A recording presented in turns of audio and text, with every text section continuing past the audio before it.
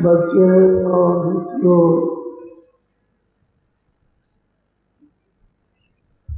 जो सत्य है मानना ही पड़ेगा। वो छुपाया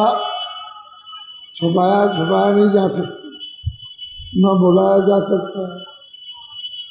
जो सच है वो सच है। ये मानो अनमोल शरीर ये थोड़े दिन के लिए आपको दिया गया। बहुत युगों की तपस्या, बहुत युगों की पुण्य, बहुत युगों की सेवा, बहुत युगों की सत्यता, जब एक एक पल पुण्य का जब जमा हो गया तो आपको अब की बार ये अनमोल मनुष्य शरीर दिया गया। और उसने कहा जिसने मनुष्य शरीर दिया कि ये लो तुम शरीर में तुमको अधिकार देता हूँ, अब की बार मेरे शरीर में रहकर अपनी जीवात्मा को पार करो। मेरा शरीर मुझे शुद्ध और साफ दे दो। मैंने तुमको शुद्ध और साफ दिया, वैसा ही अपना काम करके लौटा। मेरे शरीर को, मेरी इंद्रियों को गंदा मत करना।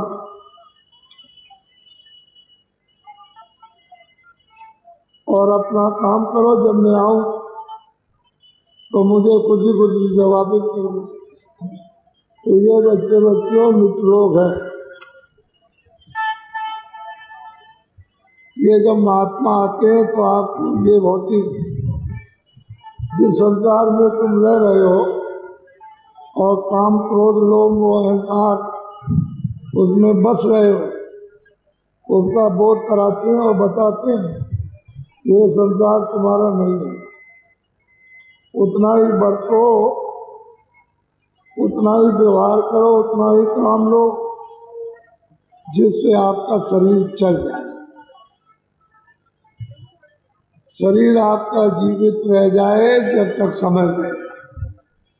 तो निरोगी होने के लिए कहा गया, रोगी के लिए नहीं। ऐसे अपने संयम रखो, नियम रखो, खान पान, कि शरीर आपका रोगी न होने पाए, ये ठीक ठाक रहे। जब ठीक ठाक रहेगा तो समझ में धीरे धीरे आ जाए और ये मकान आपका है। जब अपना ये मकान नहीं है तो जितने भी मकान औरों को मिले हैं मनुष्य शरीर, वो भी आपके नहीं और ना आप उनके।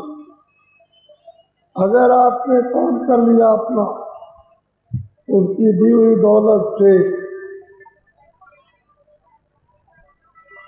तो आप की ख्याति है।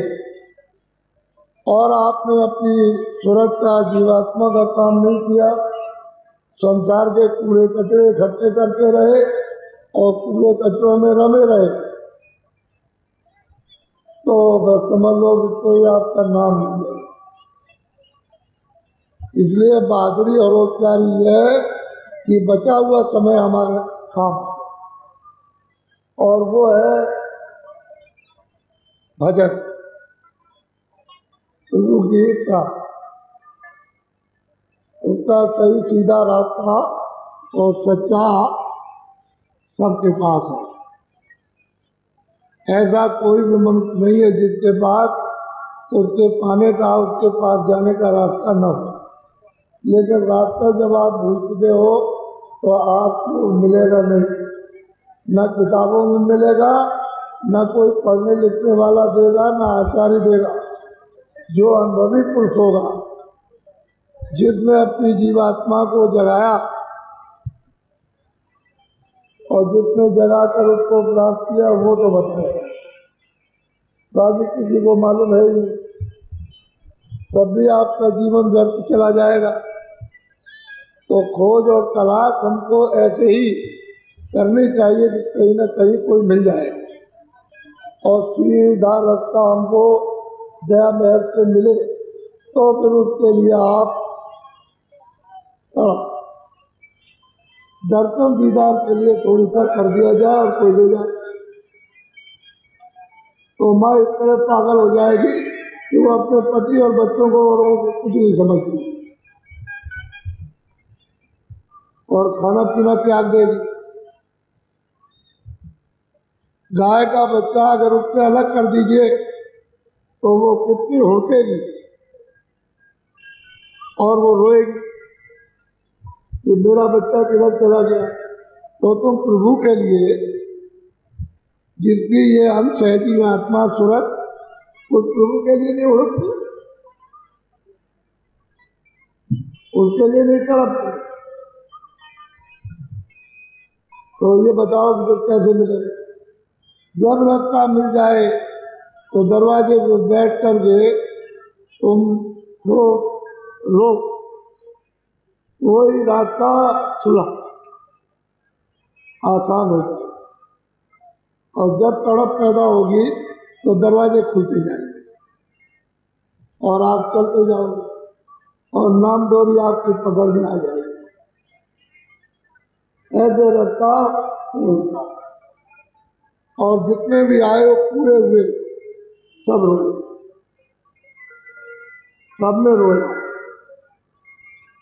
बहुत तड़प हुई।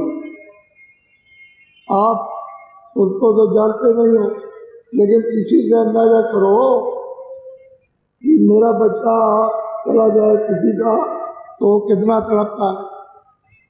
इसके लिए, अपने बच्चे के लिए, मालिक के लिए नहीं। और जो मालिक के लिए तड़पता हो मालिक को पास उसे मिले। तो रास्ता मिलना चाहिए उसकी वो तलाश हम नित्य है सदा करते रहे। कहीं ना कहीं जब आप करोगे खुद तलाश तो कहीं ना कहीं किसी के जरिए से वहाँ पहुँच जाओ और सीधा सरल रास्ता आपको मिलेगा। फिर आप लगन के साथ, प्रेम के साथ, जिज्ञासा, श्रद्धा, प्रेम, प्यार, प्रतीक, विश्वास कि रास्ता हमको बच्चा मिला, हमको ये करना, ये भजन करना, तो वही चीजें सब आपके लिए सुगम पंथ मोह पामे प्राणी, सुगम रास्ते से मुझको प्राप्त करें। लेकिन जब चाहनी होती है, तड़पनी होती है, तो वही चीज आपके लिए मुश्किल है। और ये तड़प और चाह कौन पैदा करेगा? वो पैदा कर देगा। ये जीव में इतनी तड़प, इतनी चाह, तो उसके लिए सुलभ हो जाए। पापों का घड़ा कैसे टूटता है वो देखने को मिलता है। जब आँख खुलती है तब घड़ा देखने को मिलता है ये कैसा फूटता है और कितना बड़ा घड़ा जिसमें ये सब आपने भर करके रखा, और किस तरह की उसमें बदबू है और अग्नि है, कैसी कैसी उसमें ज्वालाएं भरी हुई है, भांत भांत की। तब साधक को ये मालूम होता है कि बिना महापुरुषों के ये काम होना बड़ा संभव है। और महापुरुषों की पहचान आपके पास है, क्योंकि आपके पास बुद्धि नहीं है ना आपके पास आंख है कि आप महापुरुषों को पहचान लेंगे। महापुरुष इसलिए धीरे धीरे धीरे धीरे धीरे धीरे खोजते खोजते खोजते खोजते मिल जाएंगे। तो जो मेरी इच्छा होगी वो मेरा काम होगा। और जब इच्छा ही खोज की समाप्त कर दी, लेकिन महापुरुषों को खोज, परमात्मा तो ऐसे मिलेगा ही नहीं, चाहे जितना ढूंढिए वही मिलेगा महापुरुष, उन्हीं से। क्योंकि परिचय तो वो देंगे, भेद तो वो बताएंगे, नाम से जोड़ेंगे, रास्ता दिखाएंगे, सूची सफाई करेंगे, घर का भेद बताएंगे, सब काम वो करेंगे, उन्हीं से मिलेगा और कोई रास्ता है नहीं। अब तो हम भूल भटक गए। तो मोटी बात, जो महात्मा आए उन्होंने सबने आकर के बताया, सबने कि मैंने प्राप्त किया, मैंने प्राप्त किया, मैंने। जगजीवन राम हुए, चरणदास हुए, सहजोबाई हुई, उन्होंने साफ कहा कि मैंने तो गुरु की कृपा से, और मुझे कहाँ मिला? अंडपिंड ब्रह्मांड कहते उसके पार मुझको मिला। मैंने मृतलोक को भी देखा और अंडलोक को भी देखा और ब्रह्मांड को और पार ब्रह्मांड को भी देखा। कहीं भी मेरा प्रभु नहीं मिला, लेकिन परे मेरे गुरु की कृपा से उसको प्राप्त। तो जिन्होंने पाया उन्होंने सब इतने सबूत, इतने प्रमाण है उन महात्माओं के कि आप उनसे बच करके कोई जा नहीं सकते।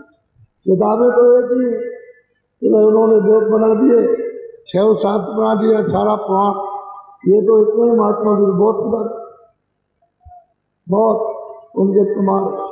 तो जो भी आएगा वो प्रमाण दे देगा, ताकि आपको ये हो जाएगा कि यही रास्ता है और दूसरा कोई रास्ता। अच्छा, किताबों में ये रास्ता है नहीं, क्योंकि ब्रह्मा भी भटक गए, शिव को तो मिला ही नहीं, विष्णु को भी नहीं मिले, और ब्रह्मा भटक गए, उन्होंने नहीं देखा। उन्होंने तो एक आवाज सुनी, उस आवाज को उनको ये हुआ कि जो हम बोले वो लिख दो, वो उन्होंने लिख दी। बाकी उनको भी पता नहीं कि ईश्वर कहाँ, उनको भी मालूम नहीं कि ब्रह्म कहाँ, उनको भी पता नहीं है कि पार्वण कहाँ।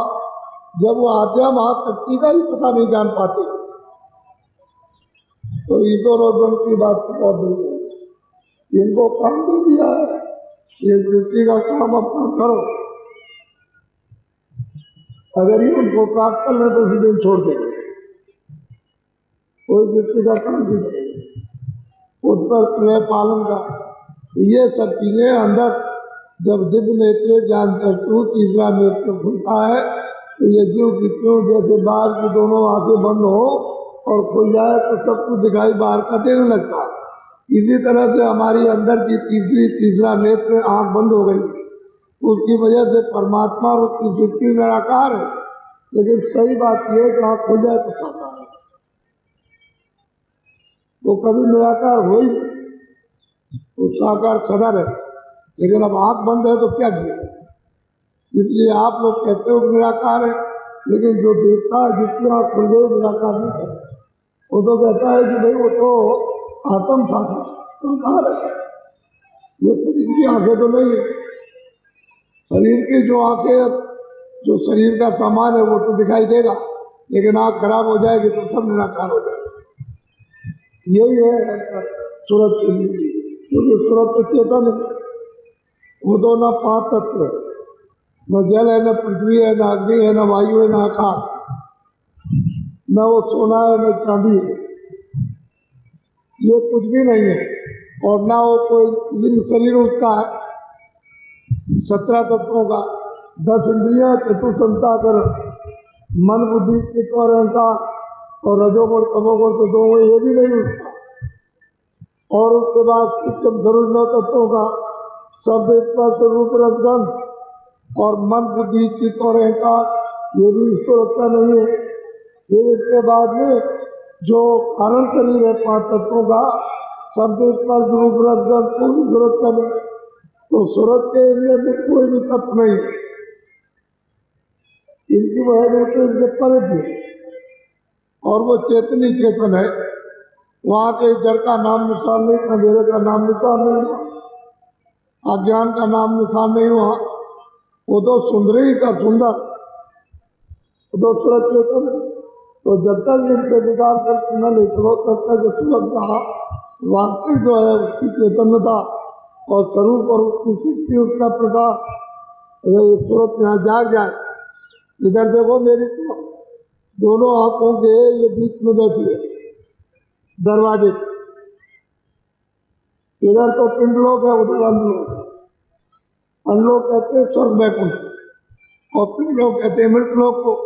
तो बीचों बीच में बैठी हुई है, और बीच में जो फैसला है हृदय, आकाश है वही उसका हृदय, उसमें कूड़ा कचरा भर लिया आपने, इसलिए वो चीज बंद हो गई।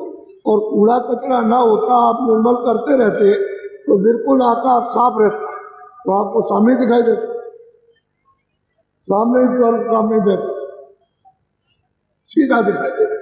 दरवाजे पर आप बैठे हो और आपने कभी चेता कभी कोशिश और प्रयास, कभी आपने तलाश या किसी से पूछताछ नहीं की तो भाई हम स्वर्ग जा सकते कि नहीं जा सकते? वो सीधा साधा काम। तो जब यहाँ तुरंत ये जाग जाएगी, खड़ी हो जाएगी और सामने ही गुरु के चरण कमल और उनमें बहुत प्रकार, तो जब ये चरण कमलों को प्राप्त कर लेता है तो ये सूरज और ये चांद हजारों ये खड़े रहे तो उसके सामने कुछ नहीं, इसमें कोई प्रकाश नहीं। इतना प्रकाश इस सूरत में है जो दोनों आंखों के पीछे बीचों बीच में जो आपके अंदर बैठी हुई है उसमें इतना प्रकाश है, लेकिन पर्दों में जब ढक गई तो उसका सारा प्रकाश और सारी शक्ति इस जड़ चीजों में लोप हो गई। अब वो अचेत हो गई, कोई उसको होश नहीं। इस तरह से बन गई तो महात्मा इसको निकालते हैं, मरम्मत करते हैं कि कैसे निकलेगी। तो रास्ता बताकर धीरे से यदि अंतर नाम की धुनी धीरे धीरे सुना करके उसका अभ्यास करा के सुना करके इसको इसमें से निकालते हैं। तो जब ये निकलती है और सिमटती है तो अपने को पता चलता है ये चट चट चट चट जैसे टूट रहा है। ये जैसे सूखी लकड़ी को तोड़ दीजिए ऐसा मालूम होता है कि आवाज होती है चट चट और खिंचाओ खिंचाओ।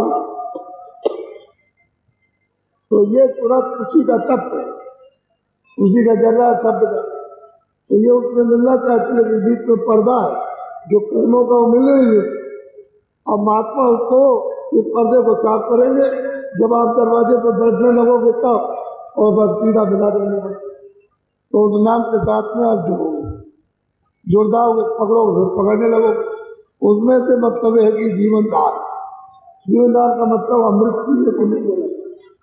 तो यही तुरंत बलवान होने लगती है। तो इसमें इतनी शक्ति और इतना प्रकाश है लेकिन इसके अंदर लोग और ये फैल गया चारों तरफ, जुग जुग से फैलता चला रहा। कहाँ आपने उसको बिखेर दिया, तकसीम कर दिया आपने। अब वहां से महापुरुष धीरे से सब जगह से ये खींच करके ले आते हैं और यहाँ ले आकर के उसको एकत्रित करते हैं। जब इतना यहाँ पर प्रकाश एकत्रित हो जाता है तो इतना बड़ा फोकस बनता है, जैसे मालूम होता है कि बहुत बड़ी लाइट रोशनी आगे चली। तो आपने ये कभी काम तो किया नहीं था, दरवाजे पर बैठ करके और अभी तक दरवाजा नहीं मिला, वहीं से वापस लौट गया धीरे। तो अंधेरे में जलवा गई, मृत्यु हो जाएगी और अंधेरे में रह रहे। इसलिए जो लोग आए हुए ये नामदान भी ले लेंगे और कुछ भजन भी लेंगे। उन्होंने इरादा भी अपना बना लिया है कि अब कुछ से जीवन कुछ समय भजन में देना चाहिए, जिससे हम कुछ आत्म भला, कुछ आत्म हित, कल्याण कुछ कर ले। नहीं तो ये जीवात्मा वैसे ही मौका पाकर इस मनुष्य शरीर का व्यर्थ करे एकदम अचानक में और वह खड़ा हो जाएगा, निकाल बाहर कर देगा, तो आप कुछ नहीं कर सकते हो। तो जो इच्छा लेकर के आप आए और रास्ता तो आपको सही मिला, आगे मिलेगा, उसमें कोई कमी नहीं। अब यही है कि थोड़ा सा आप लगन के साथ, तड़प के साथ जो बताया जाए उस काम को करो। गृहस्थ आश्रम में रहो, कल ये नहीं कह सकते हो भाई गृहस्थी में नहीं है। महात्माओं ने तो बदल दिया, पहले तो जंगल में चले जाते थे लेकिन उन्होंने देखा कि जंगल में महात्माओं के नाम की बदनामी हो गई तो गृहस्थ आश्रम ही में वो अपना काम करना है। यही क्या जरूरत है बात जानी, इनको बताओ नहीं रहो, यही तुम ये भजन करो, ये ध्यान करो, स्मरण करो और शरीर से जीवात्मा को अलग करो, बात नाम के साथ जोड़ करके और चलो उधर ले चलो। तो इसमें आप उनके लिए कोई बाधा भी नहीं, क्योंकि वो अपना काम कर रहे हैं। जो कुछ तुम मेहनत करते हो अपने शरीर के लिए वो करते हो, दूसरे व्यक्तियों खाओ। अगर तुम खाओगे किसी का तो उसका देना पड़ेगा, तो जो भजन करोगे उसका हिस्सा बढ़ जाएगा, उसमें से इसको आपको देना पड़ेगा। तो ऐसा काम क्यों करते हो? अपनी मेहनत करो, अपना खाओ, शरीर का पालन पोषण, बच्चों का और भजन करो, उसको रिजर्व रखो।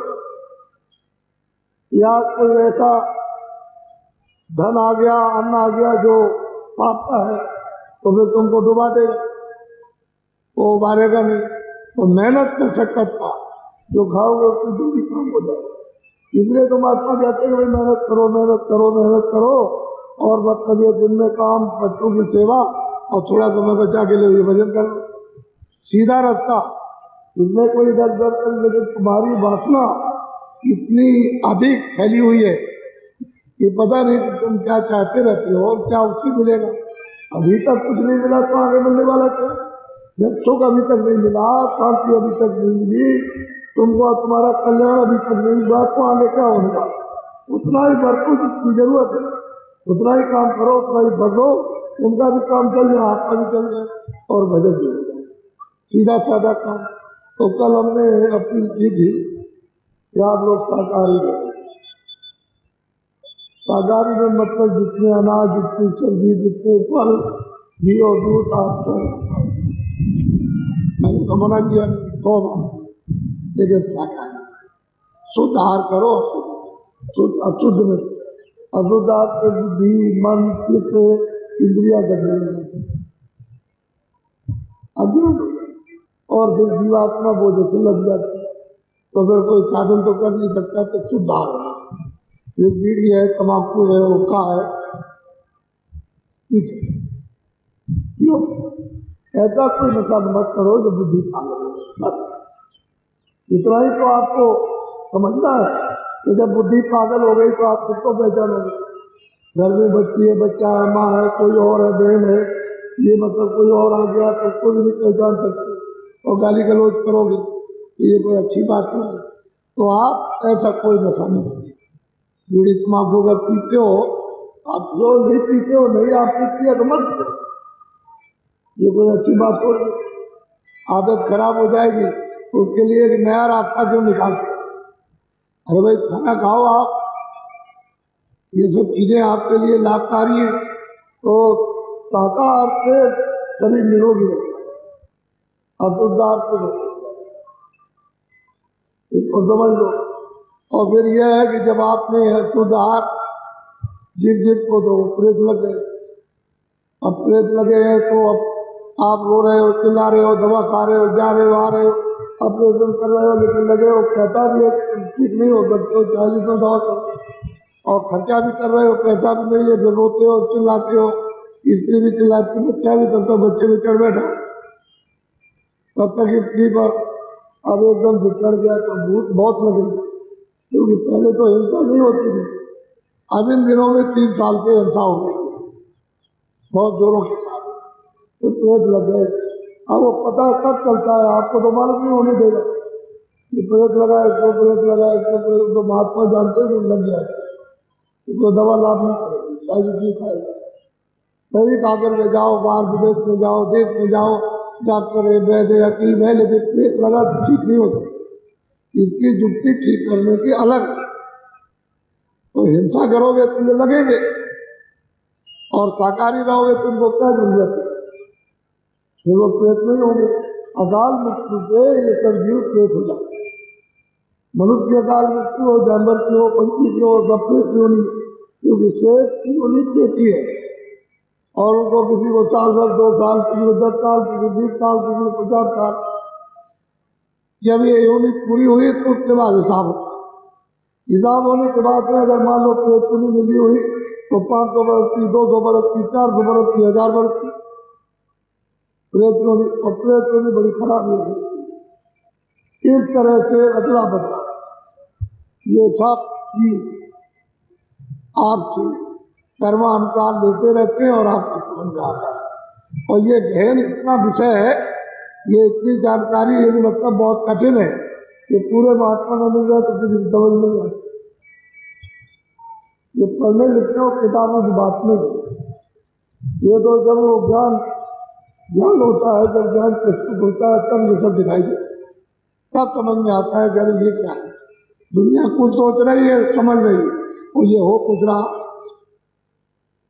उधर कहते हैं स्वर्ग जा रहे सब के सब सीधे जा रहा, सीधे वहां से दिखाई देता सीधे नरक जा रहे, और जमदूत और फरिश्ते पकड़ के लिए जा रहे मारते पीटते।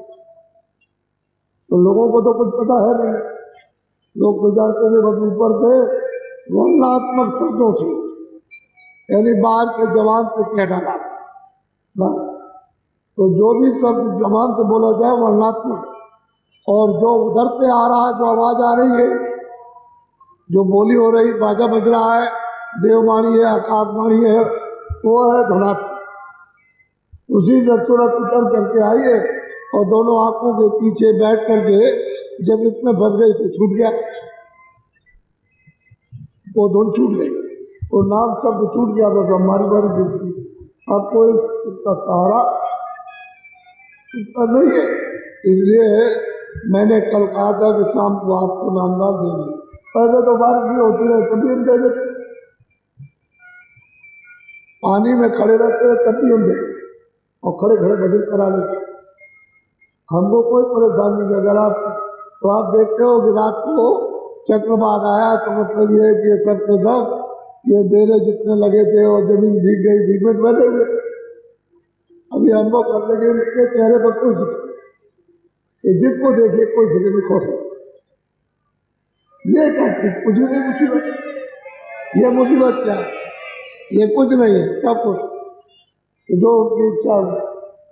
अच्छा हम भी बैठे रहे, वो टीन लगी थी, टीन झोपड़ी थी, उसमें ऊपर बराबर पानी हो गया तो उसमें से पानी गिर रहा, तो हम भी बैठे रहे। हमने सोचा कि भाई आप कहोगे वो तो बाबा जी को वहाँ बड़े आराम से होंगे, तो हमने का लोगों को दिखाया, मैं देखो ये पानी गिर रहा, देखो ये चीजें भीग गई, इसको उठाओ और इसको साफ करो। तो कहने का मतलब यह है कि तुम्हारे साथ हम भी हैं,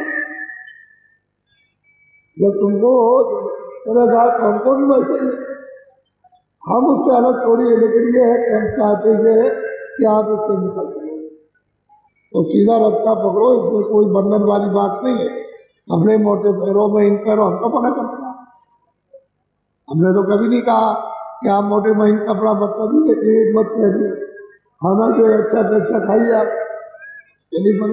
हाँ ये जरूर है जो नुकसान की चीजें उसको कि तुम बीमार हो जाओगे, रोग हो जाएगा, फिर हो जाएगा, कहीं सफेद को हो जाएगा, कहीं कुछ हो जाएगा, तो तुम रोगे और चिल्लाओगे, फिर बड़ी मुश्किल होगी, फिर ठीक नहीं होगी, पैसा खर्च होगा और लोग तंग होंगे घर वाले। इसलिए देख करके ये कहते भाई ये काम और आप नहीं मानते हो तो आप कैसे कर लो, वो तो आपको भोगना ही है, उससे बच कैसे सकते हो। वो तो उसने आजादी दे दी है, वो कुछ नहीं बोलेगा, न मना करेगा न आदेश करेगा, कुछ तो जाओ न करो, वो तो जो करोगे तब भोगोगे। इसलिए आप इसको अच्छी तरह से समझ लो, ठीक है, ये सीधा और सरल रास्ता है, तुमको मैं देना चाहता हूँ, क्योंकि नाम देने में थोड़ा देर लग जाएगी और सत्संग होगा तो समय अलग चाहिए, तो नाम दान दे। बस दो चीजों से हमेशा बचते रहो, सहकारी रहना और कोई ऐसी निषेधी जिससे बुद्धि पागल हो जाए वो उस काम मत करो, बस बाकी आप आराम से रहो। और जब आप रहने लगते हो ठीक होने लगते, तब ठीक होता। लेकिन ऐसा होता है कि जिनको आपने सताया, जिनको मारा काटा, वो चिल्लाते, तो वो कहते हैं कि हमारा बदला दिए जाओ, तो उसके लिए रास्ता है। हम उनको कोई तकलीफ देना थोड़ी चाहते हैं कि उनको कोई तकलीफ दी जाए, तो हम सुलभ रास्ता बता देते हैं, इससे छोड़ जाएंगे तुम, और उनका कर्जा भी अदा हो जाएगा, साथ छोड़ देंगे, कर्जा भी अदा हो जाएगा तो तुम चलो ठीक हो जाओगे, बड़ी। तो अब आप नामदान ले लो, जिनके पास जगह है बैठ जाओ, जिनके पास जगह नहीं खड़े हो। अब नामदान ले लीजिए, जो जो परमात्मा का नाम बोलूंगा सब लोग एक साथ एक आवाज में बोलना। जो पुराने सत्संगी हैं पहले जो नामदान ले चुके हैं फिर से दोहरा लें, ताकि उनको भी मालूम हो जाए कि बहुत गलती करते हो आप। जब कभी किसी को बताने का समय आता है तो नीचे का नाम ऊपर और ऊपर का नाम नीचे, और ऊपर का रूप नीचे और नीचे का रूप ऊपर, आप उनको बता देते हो, ये ठीक नहीं है, सब याद कर। जो जो बताया जाए वो याद करो, और वही आपसे कहा जाता है कि भाई इनको भी बता देगा, और तुमने उल्टा सीधा बता दिया जिनका नुकसान लाभ तो होगा नहीं। इसलिए वो सब तुम उसके जिम्मेदार हो जाओगे, कसूर मत, गलती का यूँ कहता हूँ भाई हमको मालूम नहीं है, आप किसी और से पूछ लिए, ये तो ठीक है, लेकिन उल्टा सीधा मत कभी बताना।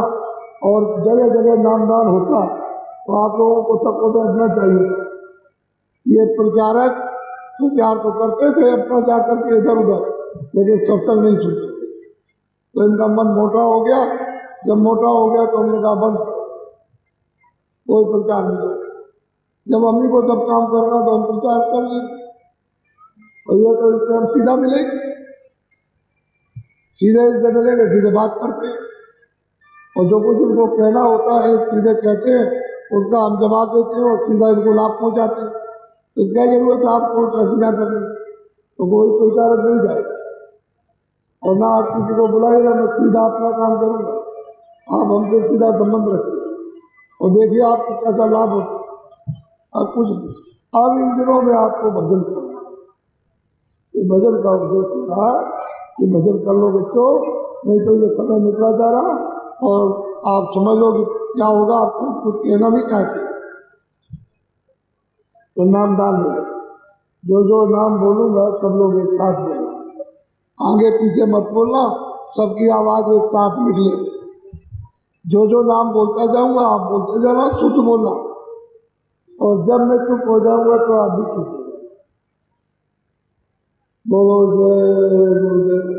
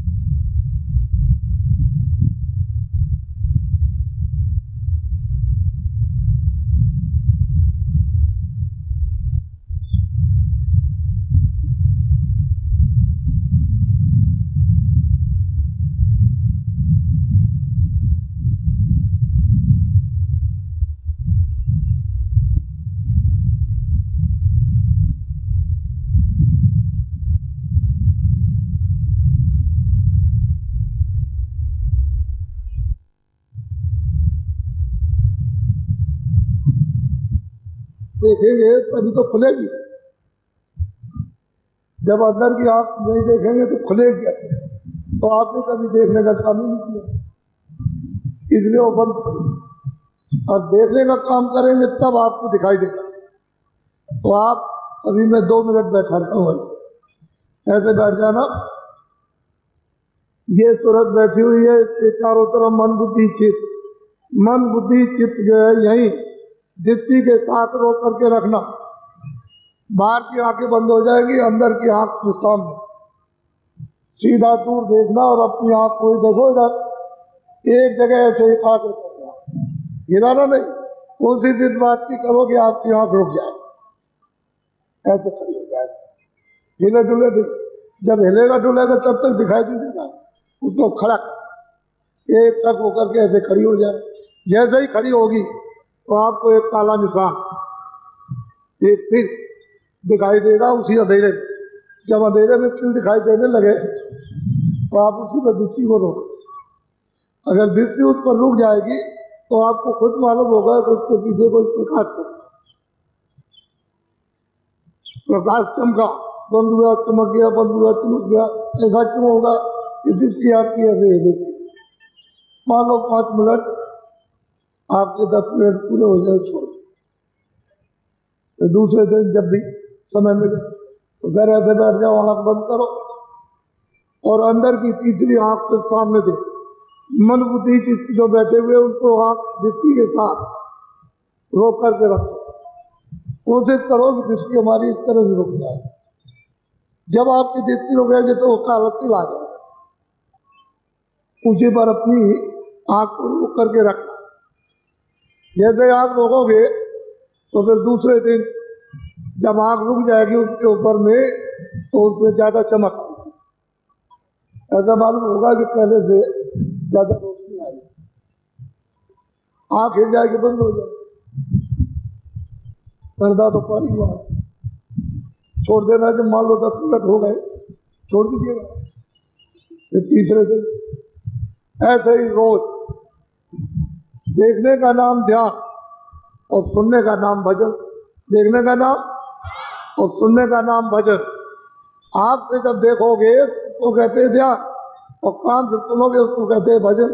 तो 2 मिनट के लिए ध्यान पे बैठ जाओ।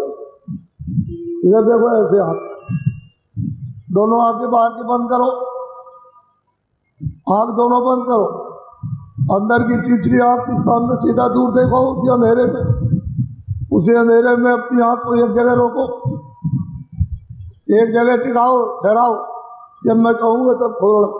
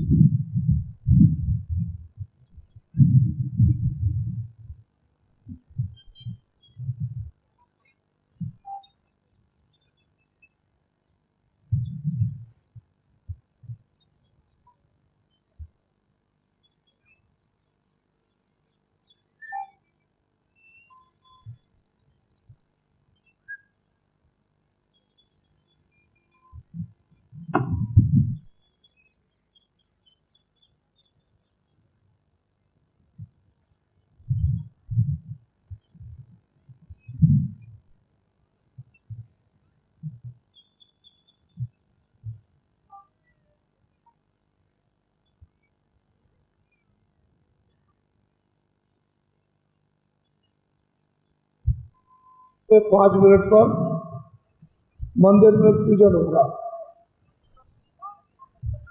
नीचे हिस्से में, और उसमें जो भी कुछ आदेश गुरु महाराज का होगा और वो जो प्रसाद बनेगा उनकी दया का, वो आपको रात को 12:05 पर शुरू हो जाएगा, तो आपको मिलेगा। उसको घर ले जाइएगा, संभाल के रखिएगा जैसे सोने चांदी। जब जब कोई जरूरत आए, मुसीबत, तकलीफ, तो आप उसको अपने काम में, बच्चों को, बच्चियों को कोई तकलीफ, कोई मुसीबत हो, उसकी जैसे लोग ले जाते हैं और प्रेमी उनसे सुन करके आपने पूरा सुन लिया, लेकिन मैं आपको बता देता हूँ, वो बड़े लाभ की चीज़ है, उसको युवा हुआ न खाने पाए। वो तो ऐसा है कि जब कभी परीक्षा करनी हो तो उसको फौरन ले आइए, और कोई बेहोश हो गया हो तो उसके कान पर मुंह लगाकर 10 बार जय गुरुदेव बोलिएगा और प्रसाद को उसके मुंह में डाल दीजिए, तो धीरे से आँख खोल देगा, होश आ जाएगा। लोगों ने परीक्षा करके खूब देख लिया, समझने लगे जिसका जाने का समय है वो 1-8 मिनट रुक सकता है, फिर चला जाएगा। और जाने का जिसका समय अभी नहीं है तो मतलब ये है कि होश में आ जाएगा, और फिर उसके बाद ये ऐसे काम में, सब काम में आएगा। संभाल के रखने की जरूरत है। बहुत से लोग इधर उधर कर देते हैं, भूल गए, रख दिया, छूट गया, कोई ले गया, कोई चूहा खा गया, तो लापरवाही। तो ये आपको जो बहुत चीज जरूरी भंडारे पर जो मिलती है वो आपको काम आने वाली चीज है, और हम तो है ही आपके लिए, हम तो है ही। अरे हम तो मिलते ही रहते हैं, सब जगह मिलते रहेंगे, लेकिन कभी कभी आप नहीं आ सके, बच्चे नहीं जा सके, बच्चियाँ नहीं जा सकी, उस समय पर अकल काम नहीं करती है, तो इतनी तो अकल काम करेगी। कि बाबा जी ने कहा था कि प्रसाद को जरा काम में ले लेना तो तुमको आराम मिल जाएगा। तो आज आप लोग तैयार हो रहिएगा, 12:05 पर पूजन होगा, क्योंकि ये तो सब जानते ही हैं, आपको पता चल जाएगा समय पर, क्योंकि भंडारे की जो तिथि है वो रात 12:05 पर, वो 9 तारीख, 8 और 9 की रात को। वैसे अगर सुधी दशमी को ये होता रहता है हर साल। बोलो जय गुरुदेव, जय गुरुदेव, जय गुरुदेव। ना तो इज्जत न शोहरत बड़ी चीज है, ना दौलत हुकूमत बड़ी चीज है। गर जहाँ में कोई चीज भी है बड़ी, ना तो इज्जत न शोहरत बड़ी चीज है, ना दौलत हुकूमत बड़ी चीज है।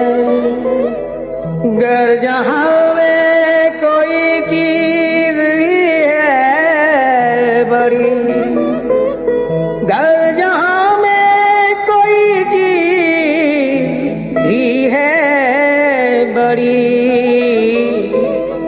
गुरु चरणों की भक्ति बड़ी चीज है। जय हो। घर जहाँ में कोई चीज भी है बड़ी, गुरु चरणों की भक्ति बड़ी चीज है। ना तो इज्जत न शोहरत बड़ी चीज है, ना दौलत हुकूमत बड़ी चीज है। गर जहाँ में कोई चीज भी है बड़ी, गर जहाँ में कोई चीज बड़ी, गुरु चरणों की भक्ति बड़ी चीज है। जय हो। घर जहाँ में कोई चीज भी है बड़ी, गुरु चरणों की भक्ति बड़ी चीज है। ना तो इज्जत न शोहरत बड़ी चीज है, ना दौलत हुकूमत बड़ी चीज है। गर जहाँ में कोई चीज भी है बड़ी, गर जहाँ में कोई चीज भी है बड़ी, गुरु चरणों की भक्ति बड़ी चीज है। जय हो। घर जहाँ में कोई चीज भी है बड़ी, गुरु चरणों की भक्ति बड़ी चीज है। ना तो इज्जत न शोहरत बड़ी चीज है, ना दौलत हुकूमत बड़ी चीज है। गर जहाँ में कोई चीज भी है बड़ी, गर जहाँ में कोई चीज भी है बड़ी, गुरु चरणों की भक्ति बड़ी चीज है। जय हो। घर जहाँ में कोई चीज भी है बड़ी, गुरु चरणों की भक्ति बड़ी चीज है। ना तो इज्जत न शोहरत बड़ी चीज है, ना दौलत हुकूमत बड़ी चीज है। गर जहाँ में कोई चीज भी है बड़ी, गर जहाँ में कोई चीज भी है बड़ी, गुरु चरणों की भक्ति बड़ी। ना तो इज्जत न शोहरत बड़ी चीज है, ना दौलत हुकूमत बड़ी चीज है। गर जहाँ में कोई चीज भी है बड़ी, गर जहाँ में कोई चीज भी है बड़ी, गुरु चरणों की भक्ति बड़ी। ना तो इज्जत न शोहरत बड़ी चीज है, ना दौलत हुकूमत बड़ी